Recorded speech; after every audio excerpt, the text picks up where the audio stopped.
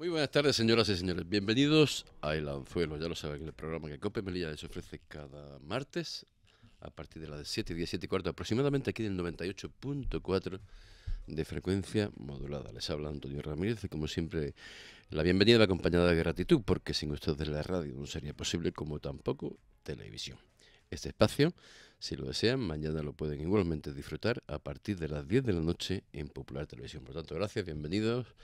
Y gracias a nuestra compañera Raquel, que hace posible, además de tanta labor en esta casa, que ustedes nos escuchen allá donde quieran y puedan hacerlo. Buenas tardes, Raquel. Muy buenas tardes. Igualmente va siempre nuestra gratitud a nuestros compañeros de Popular Televisión, que preparan este programa para que mañana, recuérdenlo, lo tengan a partir de las 10 de la noche en Popular Televisión. Bien, pues comenzamos en un martes, ya previo a una etapa vacacional, y que tenemos aquí con nosotros, tenemos el honor de contar aquí con nosotros, siempre es grato a don Mustafa Barcha. Él es, primero, cirujano. Segundo, es presidente y portavoz, diputado de su formación política, Coalición por Melilla, en la Asamblea de la ciudad. Y he dicho primero cirujano porque es realmente lo más importante, y debe ser lo más importante en la vida de cualquier persona, su formación vocacional, que no quiero decir que no sea vocacional también desde el punto de vista político. Señora Berchán, gracias por estar aquí. A vosotros. ¿Cómo está? Bien, gracias a Dios, bien. ¿Cómo he empezado por la cirugía? O por lo de cirujano, permítame que le haga una pregunta sin que usted se extienda, ya iremos paso por paso. ¿Melilla necesita cirugía estética o cirugía a corazón abierto? Yo diría cirugía laparoscópica, que es la mínimamente invasiva para no hacer daños colaterales. Estoy hablando en política, obviamente. Para no hacer daños colaterales y resolver problemas crónicos. Bien, pues comenzamos. Mire, hay un filósofo greco hispano-romano, usted conocerá, Séneca, nació del siglo, en el año cuarto, después de Cristo. Dijo muchísimas cosas, pero una de las cosas que dijo era que no hay nadie menos afortunado que a quien la adversidad olvida, porque no tiene oportunidad de ponerse a prueba. Eso lo dijo Séneca. Usted es afortunado porque está puesto a prueba en un momento realmente algo difícil por las circunstancias judiciales y eso. ¿Se siente afortunado? Bueno, yo soy una persona que he aprendido a vivir adaptándome a las circunstancias en cada momento. Y eso ayuda a aceptar las cosas como vienen. Eso no quita que cada uno tenga su grado de fe en lo que uno piensa, ¿no? En los valores que uno piensa, y eso le da fortaleza a la hora de aceptar pues momentos aparentemente difíciles y en otros casos pues no tan difíciles. En el asunto judicial principal que le afecta, ¿tiene esperanza en que todo acabará conforme a lo que usted ha venido manifestando siempre? Yo siempre he hecho una reflexión en voz alta que en estos momentos yo quiero ser escrupuloso en el procedimiento judicial, porque no podía ser de otra forma, y de hecho en repetidas ocasiones he dicho que no quiero manifestarme. He tenido tiempo más que de sobra para manifestarme y lo tendré en el momento oportuno, pero no en este proceso. Pero yo siempre he dicho, sin eludir tu pregunta o su pregunta, una reflexión que sirve para creer en el Estado de Derecho, y es que el Estado de Derecho te impone una serie de normas para al final que florezca la justicia. Pero esa no puede estar apartada de lo que uno cree. O sea, el delincuente sabe que es delincuente y la persona honrada sabe que es honrada.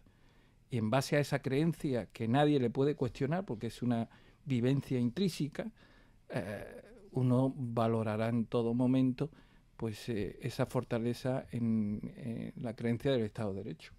A mí personalmente pues no hace falta que le diga que no solo yo sé lo que soy, sino que además siempre he dicho que uno de mis valores que he intentado proteger es la honestidad y la honradez.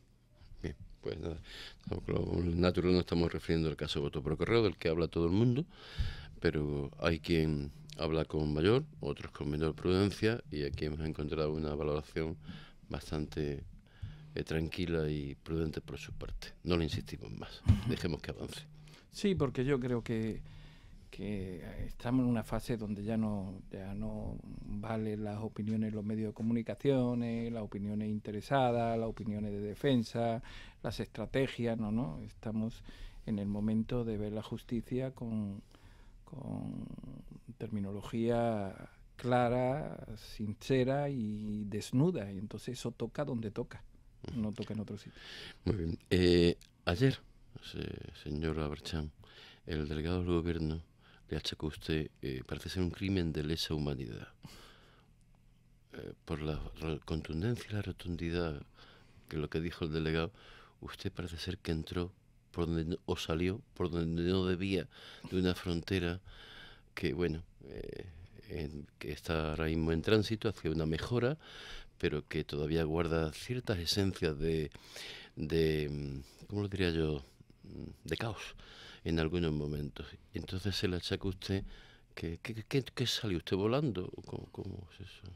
No entiendo, pero en fin... usted lo ha explicado esta mañana, pero sí, a bromas aparte nos llamó la atención la rotundidad de lo que le achacaba el delegado del gobierno. Es que no sé cómo enfocar el tema. Yo creo que el delegado del gobierno tiene un problema de fobia, de fijación que le ciega la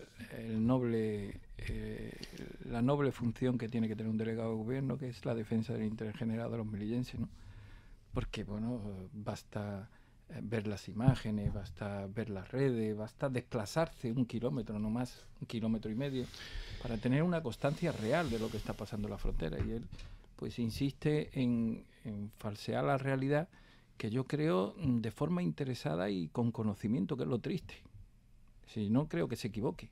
Creo que lo hace con toda la realidad de falsear la realidad, valga la redundancia, ¿no? Y al final, pues lo que ocurre es que cae en un espacio de ridiculez lamentable, ¿no?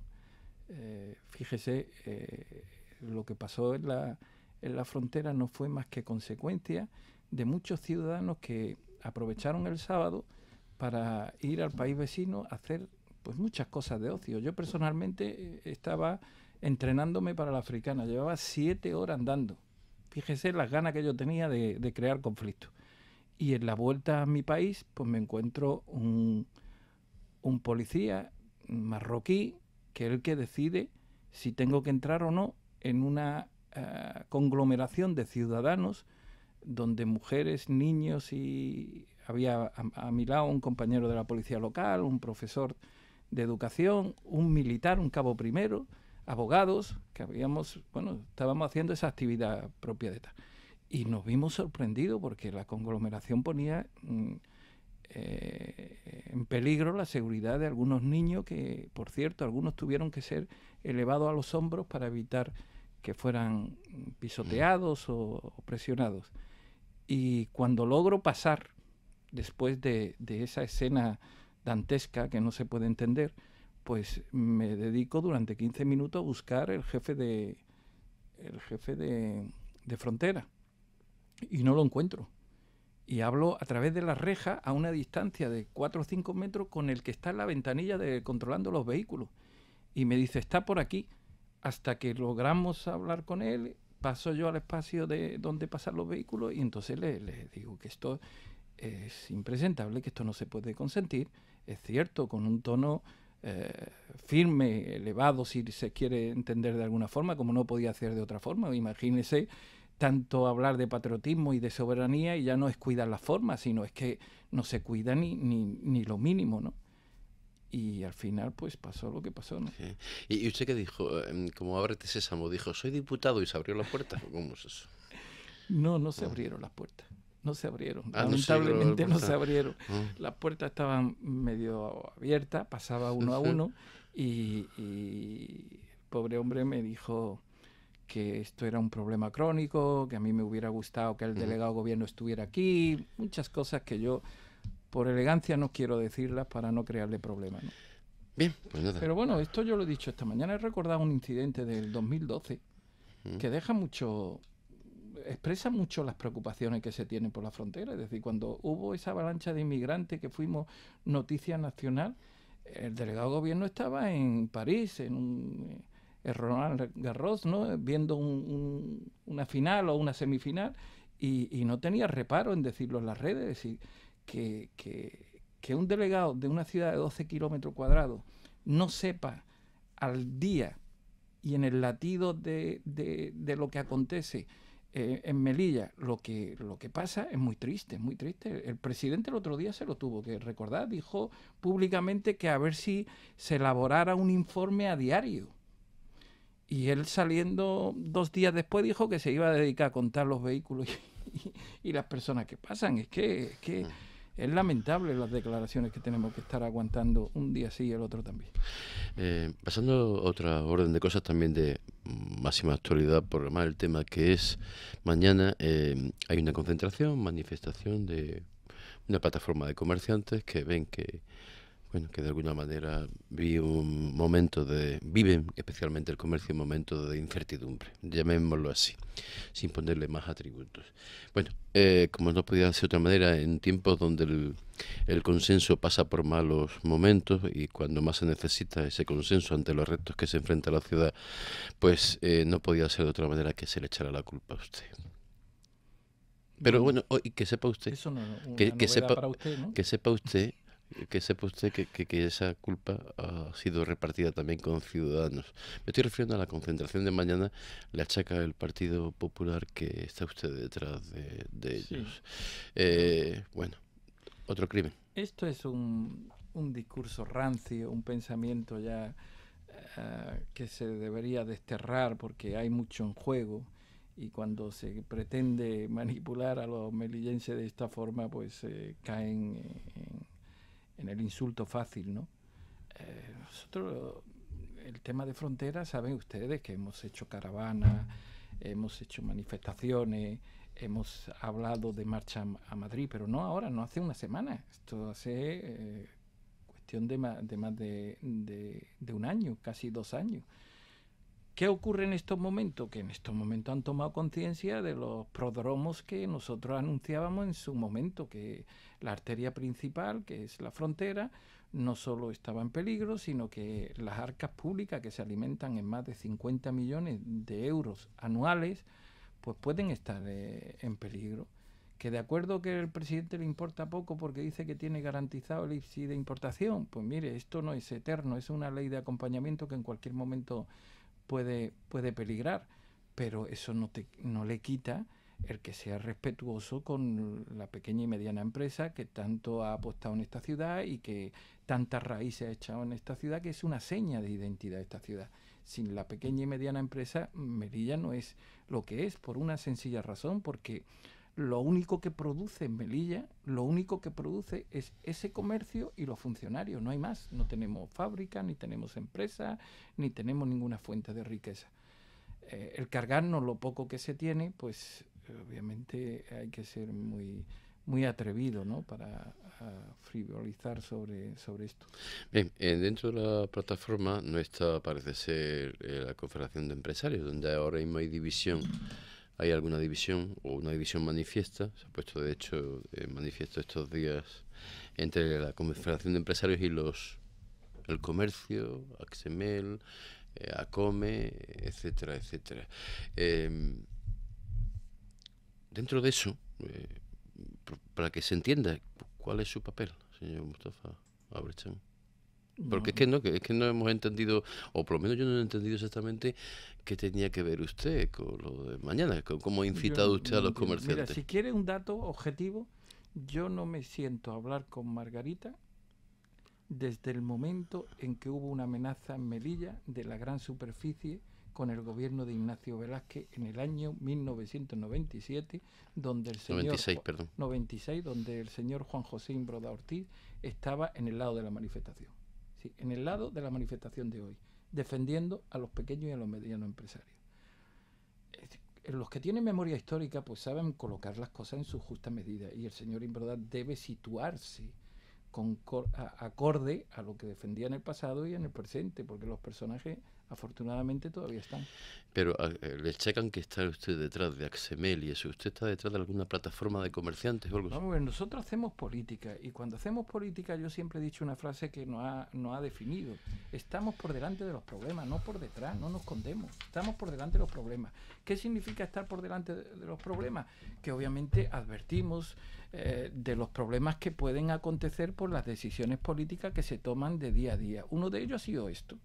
Y esto no ha surgido en 2 días, esto son una política de toma de decisiones a lo largo de muchos meses, yo diría algunos años, donde el delegado de gobierno no solo no ha escuchado a nadie, sino parece que no conoce su propia tierra, y donde el presidente de la ciudad pues tampoco ha ejercido con la responsabilidad que debería ser su impronta en seña de identidad, que es estar cerca del ciudadano melillense. Y así ha ocurrido lo que ha ocurrido, porque al final lo que está floreciendo es si hablo o no hablo, si reconozco o no reconozco, si sirve o no sirve. Y eso es una cuestión de forma que desprecia el contenido, ¿no? El problema es el que hay, y por lo tanto la forma habrá que simplificarla para resolver la patología crónica de esta ciudad, que no es otra que Melilla se siente amenazada en su único tejido productivo, ¿no?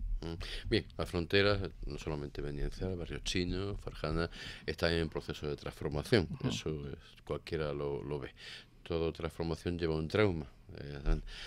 Se espera que ese trauma no dure mucho, pero bueno, ya hay algunas medidas que parece que se van a aplicar ya. El presidente Imbroda hablaba el otro día de un centro de distribución de mercancía, que ya definitivamente barrio chino, con lo que la otra parte sea capaz también de hacer, la parte de Marruecos, un centro de distribución para que todo el negocio de la mercancía, todo el comercio de la mercancía, pues vaya por allí. Habló incluso de cuánto vale, lo ha pedido a Madrid, hoy parece ser que se ha visto con el ministro de Hacienda. No. ¿Esa idea le parece bien?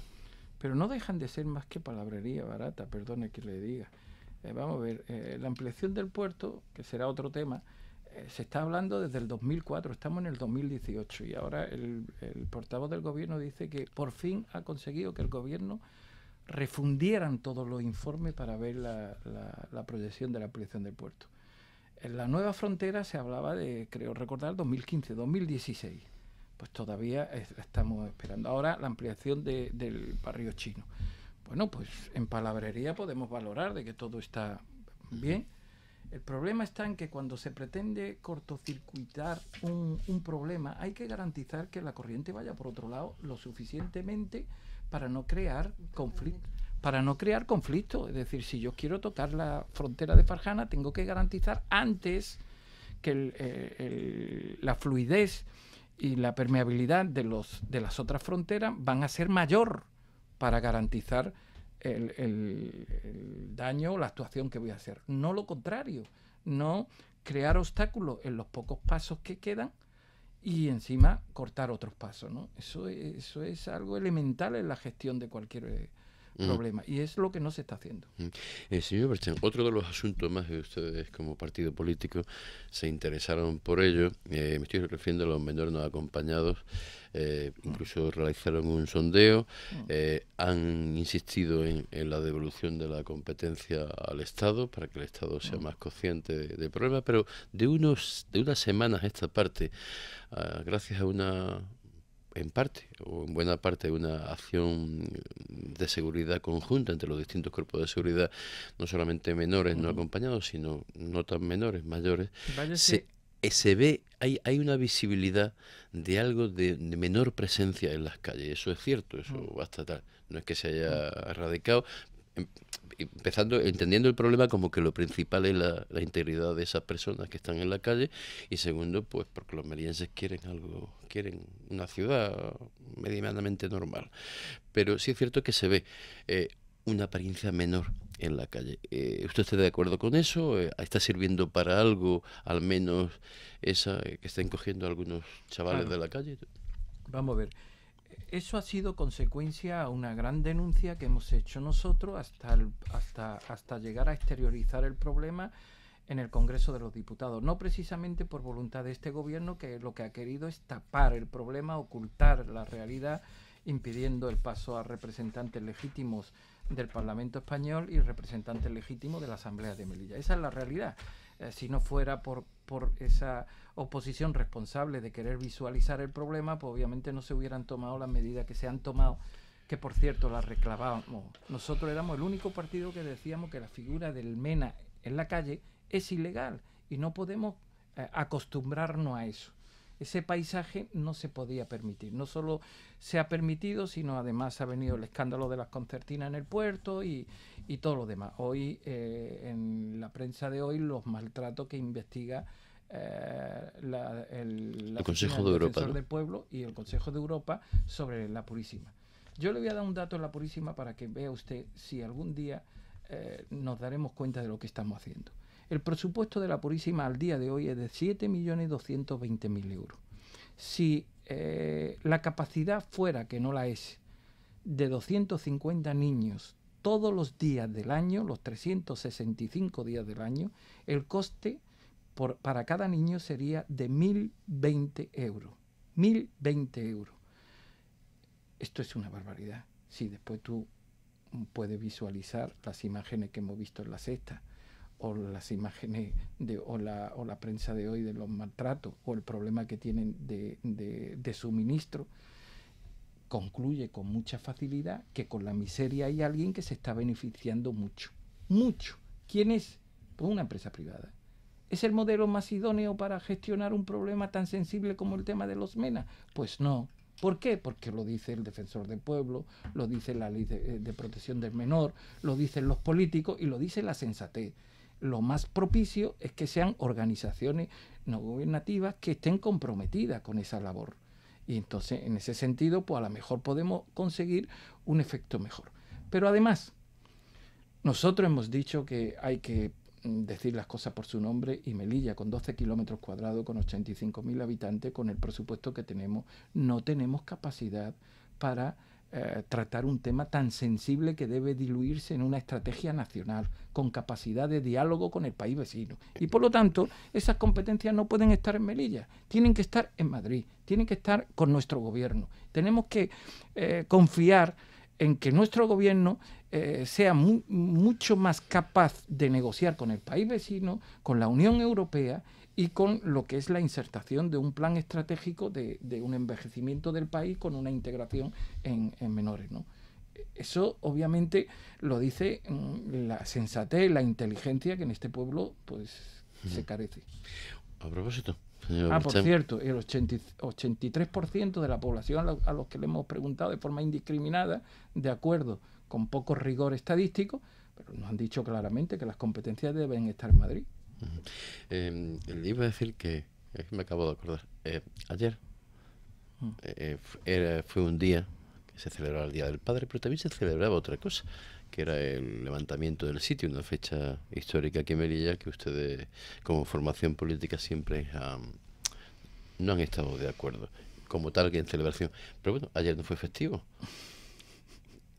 ¿Le parece bien? Mire, nosotros hemos explicado tantas veces estas cosas. Sí, no quiero que me lo vuelva a explicar. Se lo voy a explicar esta vez de otra forma, más amable, más romántica.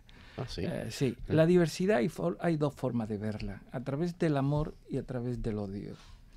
Madre mía. Quien escarba en la historia para buscar la sangre derramada en la tierra, busca el odio. Quien busca el amor de la unidad y de la convivencia, busca el futuro. Ahí estamos nosotros, no estamos en el otro. Bien, pues nada, en este caso la verdad es que es inédita esa explicación, nunca lo había expuesto así. Señor Berchan, mire, el calendario avanza y nos vamos acercando. Hoy precisamente comienza la primavera. En el mes de mayo, si no recuerdo mal, allá por el 20 y algo, comenzará el mes sagrado del ayuno. Sí. De Ramadán. 2 meses después. Un mes muy saludable, ¿eh? Sí. Para toda la humanidad. 2 meses después vendrá la fiesta mayor de la comunidad musulmana, sí, que es la fiesta del sacrificio. Y claro, empiezan a surgir las incógnitas. El tercer año. Porque una festividad como esa, y como la anterior también, pero como esa, no se prepara en 2 días. Lleva una liturgia de preparación y todo eso. ¿Tiene noticias que va a pasar este año? Porque ya el año pasado hubo veto al borrego marroquí, al animal marroquí, por una legislación que se aplicó. Ya no nos dejan pasar a nosotros, a los españoles, así que imagínense. Se extiende a los humanos. Imagínense. No, dígame, ¿se tiene noticias? Se lo digo, aunque usted no es el que tiene que, pero como formación política se han preocupado mucho de este asunto. Estamos preocupados y estamos ocupados también. Por eso le pregunto, ¿tienen noticias? Llevamos 2 años con este tema a través de procedimientos judiciales que están latentes, denunciando el capricho de la interpretación de la ley, que a nuestro modo de ver es una prevaricación, y además con un daño muy importante en tradiciones que protege el Estado de Derecho y la Carta Magna, ¿no?, en el aspecto religioso, sin ahondar en lo que debiera ser el motivo principal a la hora de tomar decisiones, que es el respeto a un pueblo donde tiene tradiciones milenarias. Y aquí el delegado de gobierno y el presidente de la ciudad en 2 años consecutivos, y la consejera de Sanidad, que también han tomado unas decisiones, vuelvo a repetir, que no solo vulneran a nuestro modo de ver la norma, el derecho y la ley, sino que además dañan a ese pueblo, ¿no? ¿Qué nos toca a nosotros? Pues reclamar en el espacio que nos permite la Constitución española y reclamar en la vía judicial, y que es lo que estamos haciendo y seguiremos haciendo. ¿Y no tienen noticias que va a pasar este año? No, pero nosotros estamos más esperanzados en tanto en que los procedimientos judiciales están avanzados. ¿Recuerda usted, señor Berchán, como hace años, y más lo han repetido en algunas ocasiones, ustedes propusieron que el Río de Oro fuera navegable?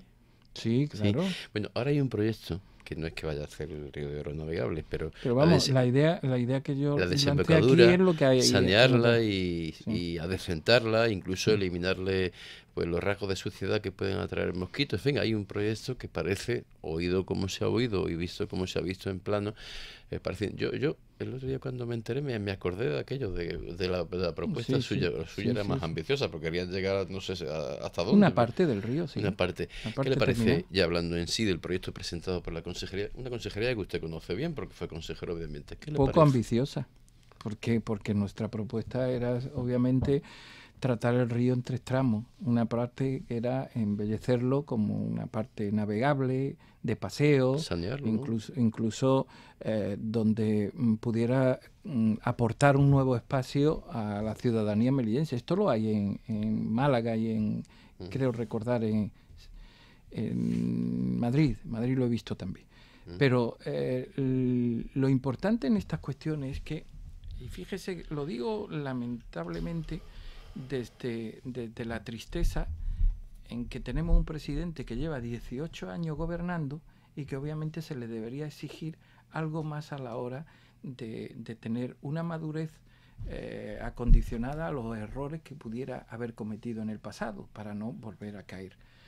¿A qué me refiero? Tener un portavoz de un gobierno que en el 2018 le diga a los ciudadanos melillenses que el objetivo o el desafío o el fin en políticas de agua es conseguir que la calidad de agua vaya a los domicilios en el 2019-2020, hombre, si el presidente tuviera memoria le diría, pero mire, si eso en el año 2000 casi lo teníamos.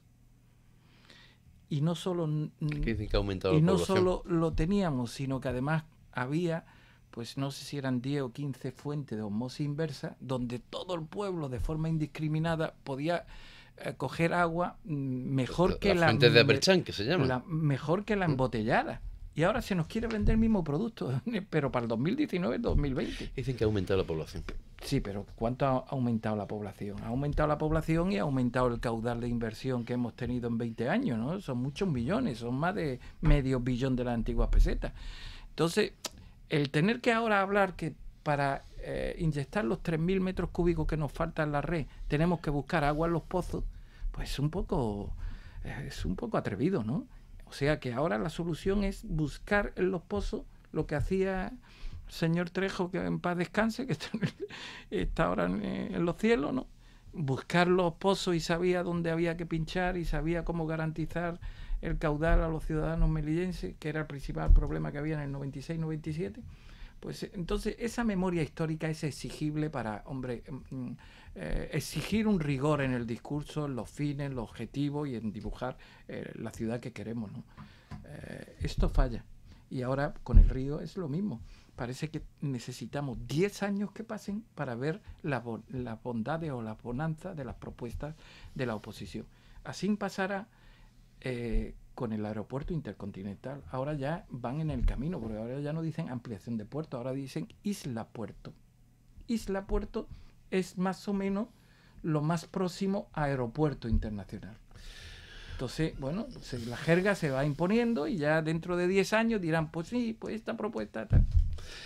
Hablando de otra propuesta, el presidente de la ciudad, precisamente aquí en estos micrófonos, un día como hoy, en la semana pasada, dijo que había hablado con el presidente del gobierno español, con el señor Rajoy, para ver la posibilidad de establecer un nuevo colegio en Nador.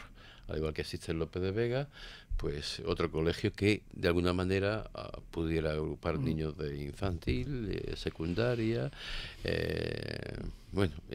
unos 1000 niños aproximadamente. Eso supondría, además de la presencia española en la educación de niños marroquíes, atenuar un tanto los ratios y las cargas que hay, cargas en el sentido de niños marroquíes en Melilla. Bueno, oído así, pues parece una buena idea, es una forma de colaborar también y mejorar en Melilla lo que se pueda mejorar.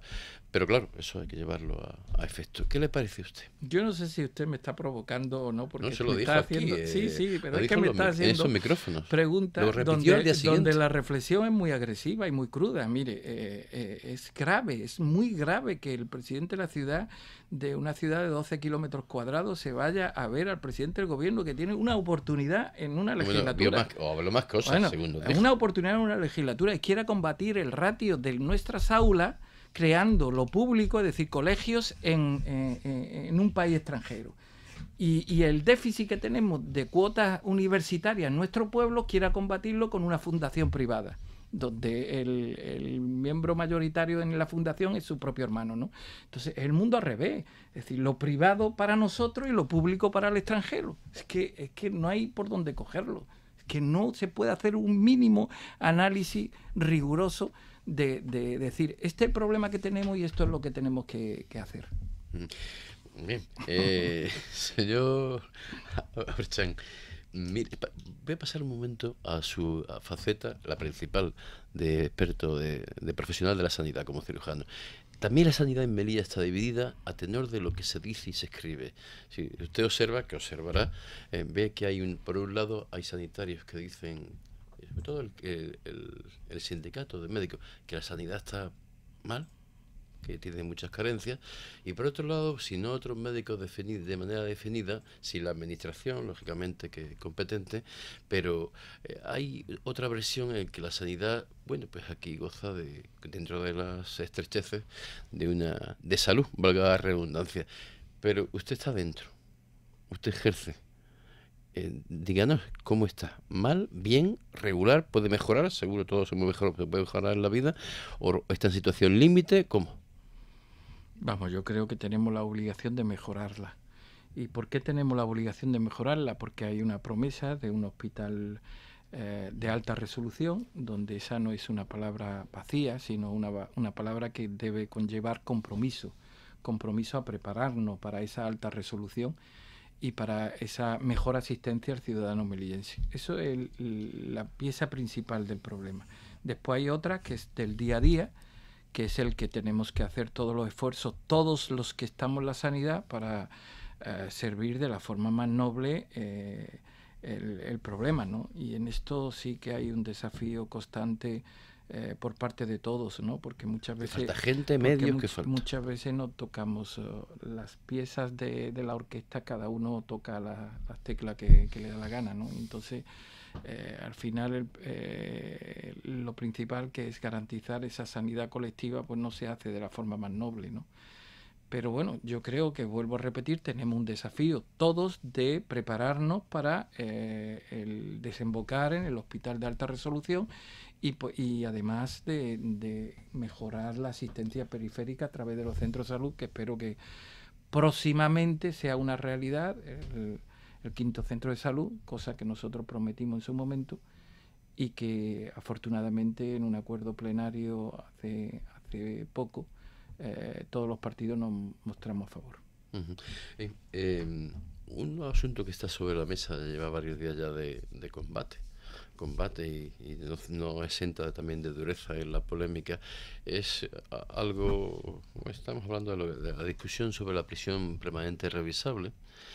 Ha venido también aumentada por determinadas circunstancias que han acaecido últimamente, lo del niño pequeño de Almería, etcétera, etcétera. Pero hay una discusión política tremenda. Incluso hay cierto riesgo que, pensando en una cosa, no se diga exactamente lo que se piensa realmente, porque puede ser un motivo de tener castigo electoral y todo eso. Se juntan muchas circunstancias y ya uno pierde a veces el hilo del debate realmente, que es lo que se quiere, ¿no? Pero hay posiciones. ¿Usted cuál es su posición? ¿Usted es favorable a que se mantenga la prisión permanente revisable? Yo no me impongo O reflexiones. la cadena perpetua es revisable, por decirlo de otra manera. Sí, yo no me impongo reflexiones interesadas por las circunstancias o porque el calendario político de algunos decidan hoy toca bailar esta pieza o no. Hay cuestiones fundamentales, que es movernos en el espacio de nuestra Carta Magna y de nuestra Constitución. Y si hay un informe pendiente de estudio en la Constitución, me parece que es absurdo manifestarse al respecto. Primero tendrán que ser los especialistas de la Constitución quien garantice los límites de movernos y sin privarnos de la visión de que la cárcel es un instrumento rehabilitador, no definitivo. Sí, rehabilita. Si eso no se produce, pues puede conllevar al tiempo necesario para que se produzca.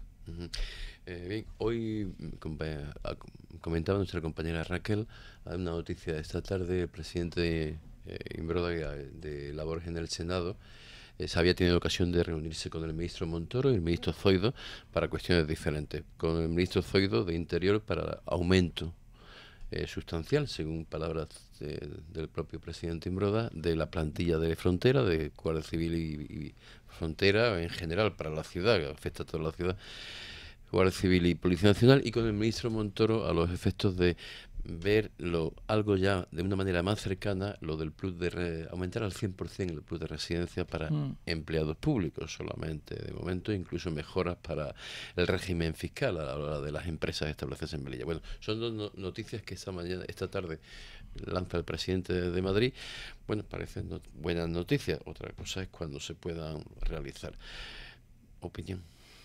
Fíjese, en la hemeroteca es fiel testigo de la propuesta que nosotros elevamos en el acuerdo marco con todos los agentes, sindicatos y todos los que intervienen en la frontera, donde se hablaba claramente de multiplicar por dos el personal de Guardia Civil y de Policía para garantizar un funcionamiento lo más propicio, lo más eficaz posible, ¿no?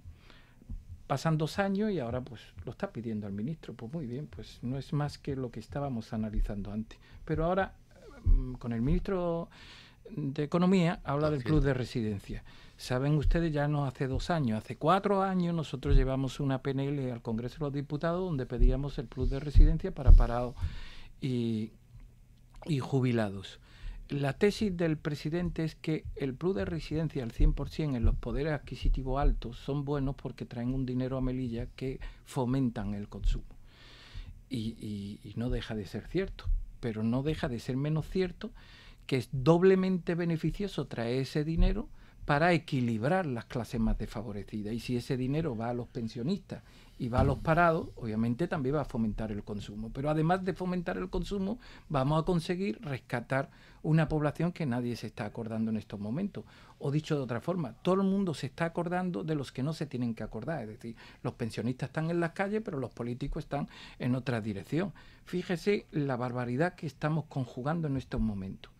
Los cuerpos de seguridad que son nuestros y que hay que cuidarlos por la noble función que hace de garantizar la seguridad de la sociedad, se le está poniendo encima de la mesa un incremento entre 500 y 700 euros. Nuestros abuelos que ya han cumplido con nuestra sociedad, se le está poniendo encima de la mesa un 0,25 de céntimo por cada 100 euros. O sea, 1 euro de subida. Si esto no es una barbaridad, pues a mí que me lo expliquen, porque yo en 22 años, si algo he aprendido es que hay que estar cerca de la sensatez y no lejos de ella. 22 años lleva en política. No le voy a hacer la pregunta ahora mismo, se la voy a hacer después. 22 años, ¿verdad? Algo más. 22 años en el candelero. Hablando de política pura, hay un fenómeno que irrumpe, bueno, ya es una realidad digo, en el panorama político actual, pero que irrumpe lo próximo. Lo próximo son las elecciones locales autonómicas de mayo del 2019. Previamente habrá 2 meses antes, creo, las elecciones en Andalucía, que serán un síntoma de esas elecciones locales, y al mismo tiempo de las locales probablemente sean las europeas. Pero ciñéndonos en las locales, elecciones locales y autonómicas, que son las que nos afectan a nosotros, hay un fenómeno que de momento crea expectación, y me estoy refiriendo al fenómeno Ciudadanos. ¿Por qué? Porque ha venido tras una victoria electoral en Cataluña, porque los sondeos muy distintos y de muy diversas fuentes, son sondeos nada más, incluido el CIS, que es el oficial, le dan una progresión y un mantenimiento de esas expectativas en detrimento del Partido Popular. No vamos a hablar de ámbito nacional, pero sí de política local. Aquí también hay un partido que se llama Ciudadanos, a su criterio, como político que lleva eso, más de 22 años.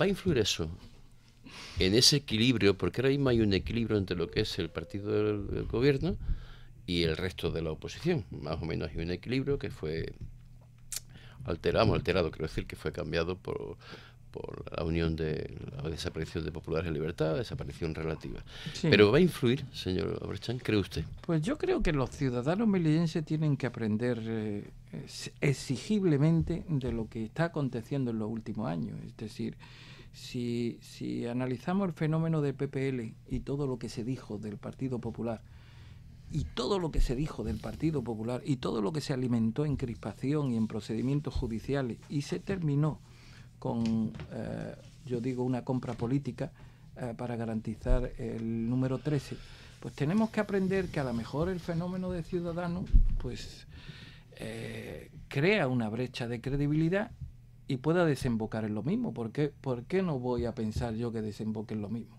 Entonces los ciudadanos tienen que pensar si eso es bueno para nuestro pueblo o no, si es bueno o no. Yo estoy convencido de que después de 20 años, de 25 últimos años en la ciudad, cualquier cosa que conlleve a la obligación de sentarnos en una mesa para llegar a acuerdos es muy bueno para nuestra ciudad, porque además se demostró en el año 97-98, ¿no? Que yo creo que fue los años donde más se produjeron desde la gestión, ¿no?